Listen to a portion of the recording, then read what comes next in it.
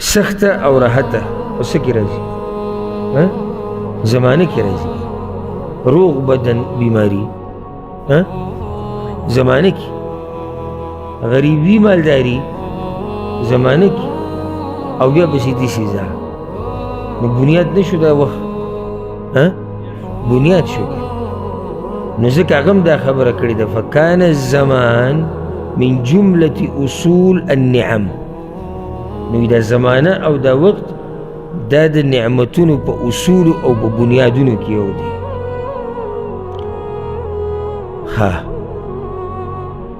جهنميان چې کله جهنم ته لاړ شي، سورة فاطر کې الله رب العزت د هغې یو حال د هغوی بیان کړی دی. دوی به چغه وایي چې یا الله موږ واپس که دنیا ته، موږ ستا بندګي کول غواړو او موږ غواړو چې موږ دینداره شو او موږ هغه کارونو ته به نه واپس کیو کوم چې موږ مخکې کړي. الله به ورله جواب ورکوي او دې جواب کې سوچ وکړي. اولم نعمرکم ما يتذكر فيه من تذكر. آیا ما تاسو له دومره عمر نه و درکړی چې یو نصیحت قبلونکی پکې نصیحت قبلولی شي؟ وجاءکم النذیر، او درغلی او تاسو ته یره درکوونکی. په دې کې سوچ کوئ.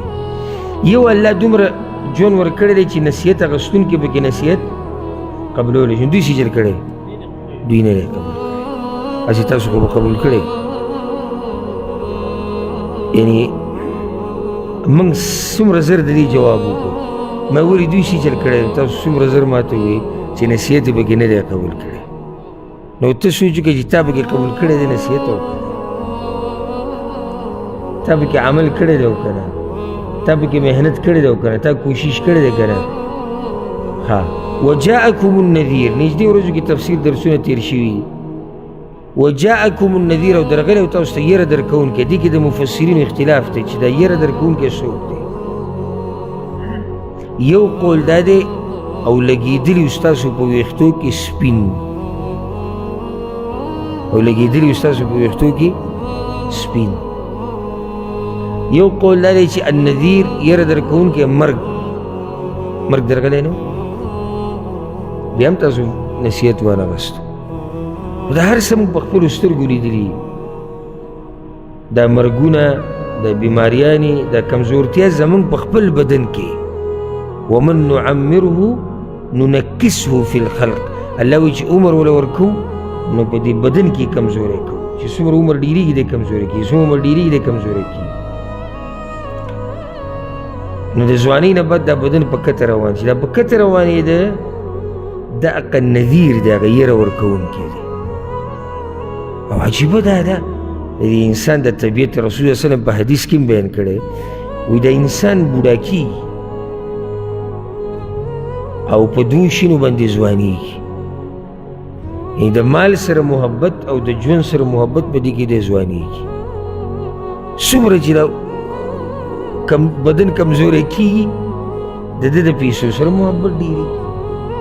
حالانکه پکار دا ده چې څومره عمر ډېرېږي چې سړي د دنیا نه زړه تورېږي او نور بس ځان تیاروي چې یاره د آخرت په سفر باندې وته دي که نه.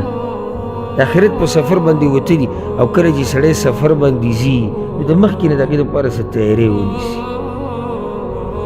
د هغې دپاره د مخکې نه کوشش او محنت شروع کړي. دا روزانه موږ دا خبرونه اورو او وینو. مخکې خو داسې و چې زه دا انټرنیټ او د موبایل او دا قصې نه وي. چېرته به په میاشت کې یا د میاشت نه زیات کې به یو خبر چېرته راغی چې یو ځای کې یو کس مړ دی.